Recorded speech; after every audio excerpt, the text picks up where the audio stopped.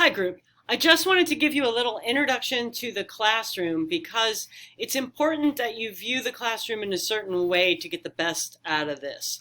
So when you come into the classroom, click on this link up here that says content, because when you do that, it's going to show you the class in the order that it's meant to be taken.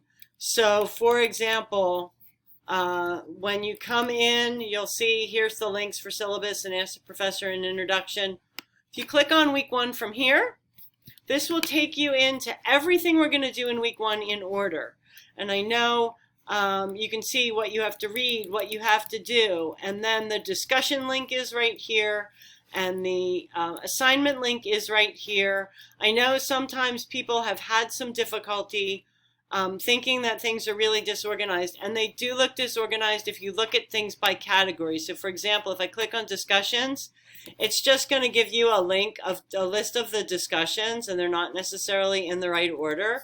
They are there, but I don't recommend you look at them that way. Same thing, assignments will give you a list of the assignments, but they're all in different orders. So what I recommend you do is click on this content link, because this is really going to be the best way to see everything in the class. Then also, you are able to, let me change this view here so that it looks like what you see. You're also able to make sure that you're seeing your grades. So you click on My Tools, and you go down here to Grades, and then that will show you your grade and your feedback on all of the assignments and all of the discussions. So that's important to know about as well. And also make sure every time you come into the room, into the classroom, you're checking the announcements, and they're going to appear down here. You won't. This top screen will be missing once you once class starts.